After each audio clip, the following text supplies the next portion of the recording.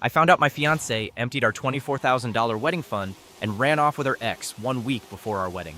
She sent a selfie from the airport with just the word, sorry. What she didn't know? I had planned for this betrayal, and our wedding venue became the perfect stage for everyone to learn the truth. I remember the exact moment I knew something was wrong. It was a Tuesday evening, just 8 days before our wedding. I was sitting at our kitchen table, finalizing seating arrangements while waiting for Emma to come home from her final dress fitting. The apartment felt too quiet, just the hum of the refrigerator and the occasional car passing on the street below. My coffee had gone cold, untouched for over an hour. When my phone lit up with a notification, I expected it to be Emma telling me she was running late. Instead, it was our joint bank account app. Withdrawal, $24,000. My stomach dropped. That was our entire wedding fund. Money we'd spent 2 years saving.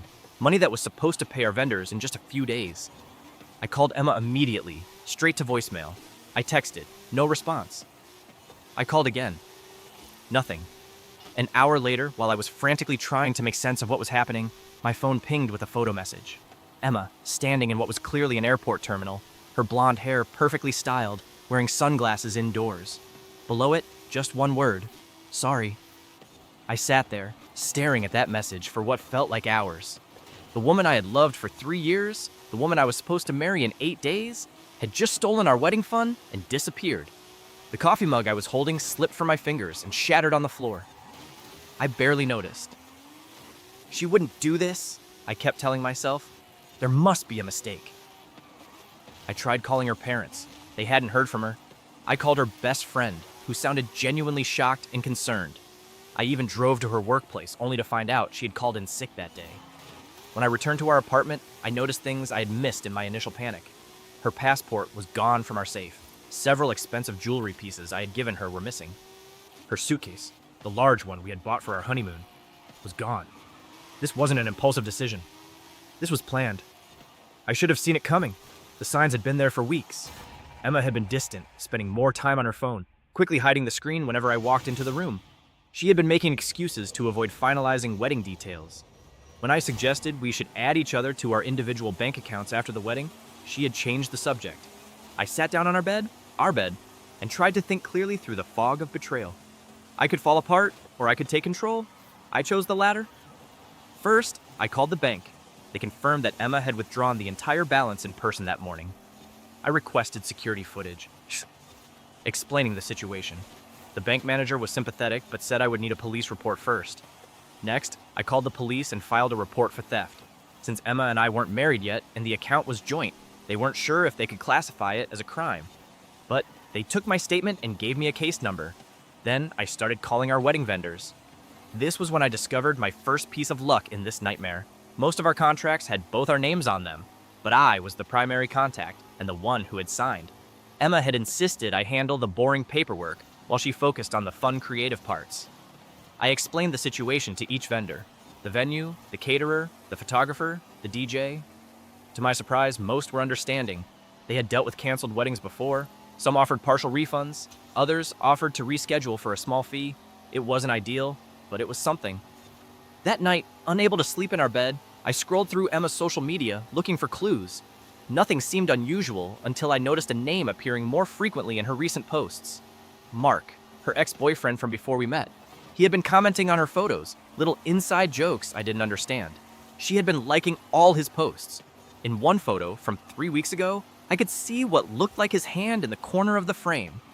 I spent the next morning in a daze, calling more vendors, explaining to my boss why I needed emergency time off, and trying to figure out how to tell 150 guests that the wedding was off. Around noon, my phone rang. Unknown number. Hello? Is this Ryan? A woman's voice, unfamiliar. Yes, who's this? My name is Diane. I'm Mark's wife. My heart stopped. Mark? Emma's ex. I think they're together.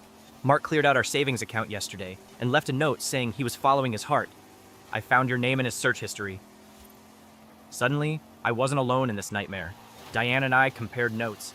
Mark and Emma had apparently reconnected 6 months ago. Based on text messages Diane had found, they had been planning this escape for weeks.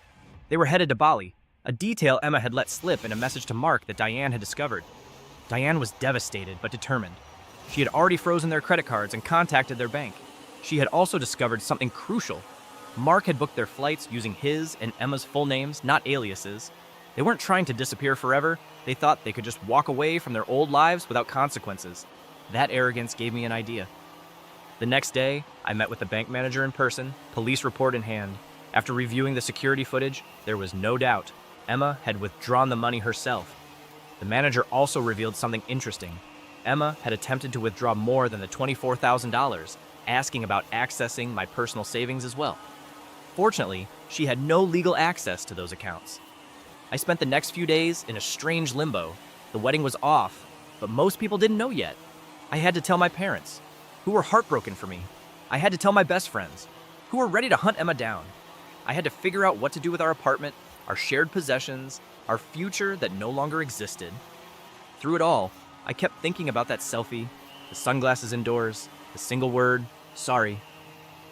Not sorry enough to leave the money, not sorry enough to face me, just sorry she got caught. The arrogance of it burned me. Then came another notification from the bank. Emma had tried to access our joint account remotely from Bali. She didn't know I had already closed it. That's when I realized she and Mark might have planned their escape, but they hadn't planned very well for what came after. They thought the money they took would last longer than it would in an expensive place like Bali. 5 days after Emma disappeared, I made a decision. The venue was paid for, the food was paid for, the DJ, the photographer, everything was non-refundable at this point. So why waste it? I sent a message to all our guests. The wedding will proceed as planned, but with a change of purpose. Please come to celebrate honesty, new beginnings, and the dodging of bullets. Most people were confused but intrigued. My closest friends understood immediately and promised to be there. Emma's parents, who had been devastated and apologetic about their daughter's actions, asked if they should still come. I told them they were welcome. None of this was their fault. The day that was supposed to be my wedding day arrived. I put on my suit, not the wedding tux, but a sharp navy suit I'd bought for the occasion. The venue looked beautiful, decorated with the flowers Emma had chosen.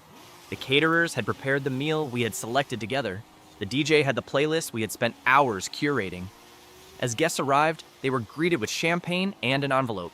Inside was a brief explanation of what had happened, along with a copy of the bank withdrawal slip showing Emma's signature and a screenshot of her airport selfie. I didn't want to spend the entire event explaining. I wanted people to know the truth and then move forward. The reaction was exactly what I had hoped for. Shock, followed by support. People hugged me, told me I was better off, promised to be there for me.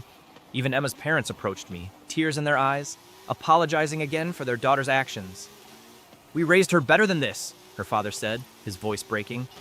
"We've tried calling her, but she won't answer. She'll have to face this eventually," I told them. But today isn't about her. It's about appreciating the people who show up, who stay, who are honest.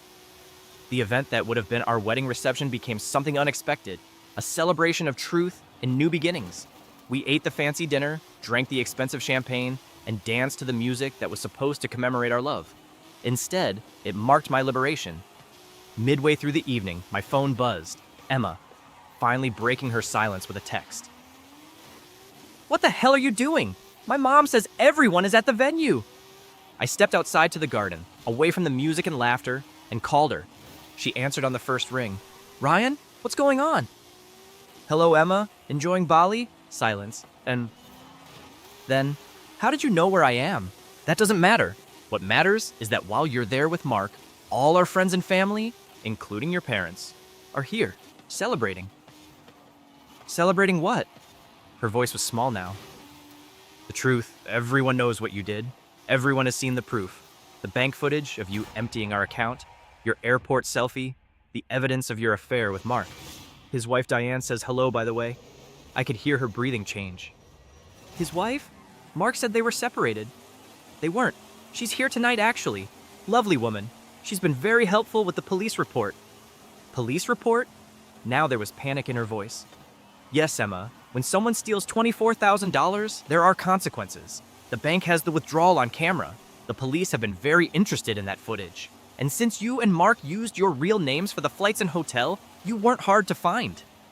"But it was our joint account. My name was on it too." "True, but we had a specific agreement about that money. It was for our wedding. We have text messages where you acknowledge this.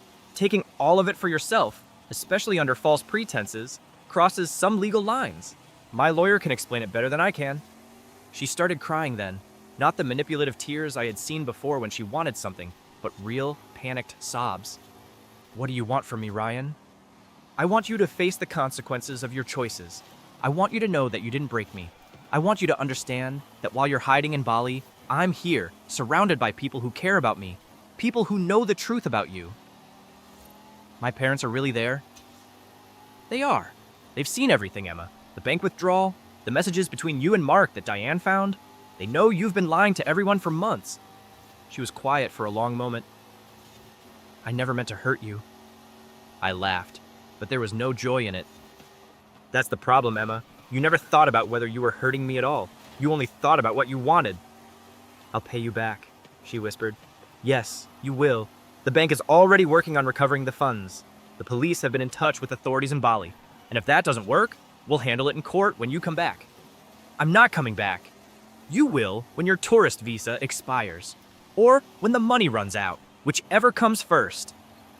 I could hear a male voice in the background asking who she was talking to. Mark, I assumed. "I have to go," she said. "People are waiting for me." "Goodbye, Emma. Enjoy the rest of your trip. It's costing you more than you know." I hung up and returned to the party. The DJ was playing one of my favorite songs. My best friend handed me a glass of whiskey. Emma's mother asked me for a dance, tears in her eyes, but a determined smile on her face. "I'm so sorry," she said, as we moved across the dance floor. "Don't be. None of this is your fault." "We've frozen her accounts," she confided.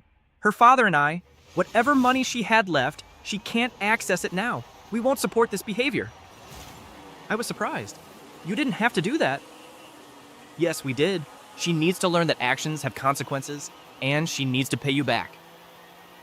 The evening continued, transforming from what should have been the happiest day of my life into something unexpected but equally meaningful.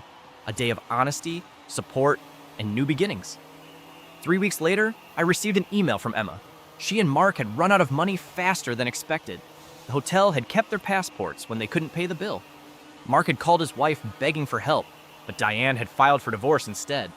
Emma's parents had refused to send money unless she agreed to return home and face the consequences of her actions. She was coming back, she wrote. She would pay me back. She was sorry, really sorry this time. I didn't respond. There was nothing left to say. The money was eventually returned, most of it anyway. The legal process was lengthy but effective. Emma's parents helped ensure she fulfilled her obligations. They were determined to see their daughter take responsibility, even as they supported her through the aftermath of her terrible decisions. As for me, I moved to a new apartment, started a new chapter. The coffee mug that had shattered that night when I received Emma's selfie had been replaced with a new one, a gift from a friend. It read, "Plot twist, you're the hero of your story." 6 months after what should have been my wedding day, I received an unexpected package. Inside was a small wooden box and a note from Emma's father. The box contained the engagement ring I had given Emma, the one she had taken with her to Bali, presumably to sell. Her father had insisted she return it. The note read, "She's working to make amends. I hope this is a start. You deserved better." I placed the ring in a drawer and closed it. Not because I was holding on to the past, but because I was acknowledging it. That ring represented a lesson learned, a bullet dodged, a future redirected. Sometimes I think about that selfie from the airport, the sunglasses hiding her eyes, the casual sorry that was supposed to erase 3 years together and $24,000 stolen, the arrogance of believing she could simply walk away without consequences. But mostly, I think about that night at the venue, surrounded by people who showed up to support me. I think about the honesty that replaced deception, the freedom that followed betrayal, the peace that came after pain. Emma thought she was escaping to happiness when she boarded that plane with Mark and our wedding fund. What she didn't realize was that she was actually setting me free. Free from a marriage that would have been built on lies. Free from a partner who could smile while planning to betray me. Free from a future that would have eventually collapsed under the weight of her deception. Sometimes, the worst thing that happens to you can lead to the best place you've ever been. My non-wedding day taught me that, and for that lesson, I am genuinely grateful. I still have that coffee mug. I use it every morning. Plot twist, you're the hero of your story. It reminds me that even when you can't control what happens to you, you can always control how you respond. Emma chose deception. Mark chose betrayal. I chose dignity. And in the end, that made all the difference.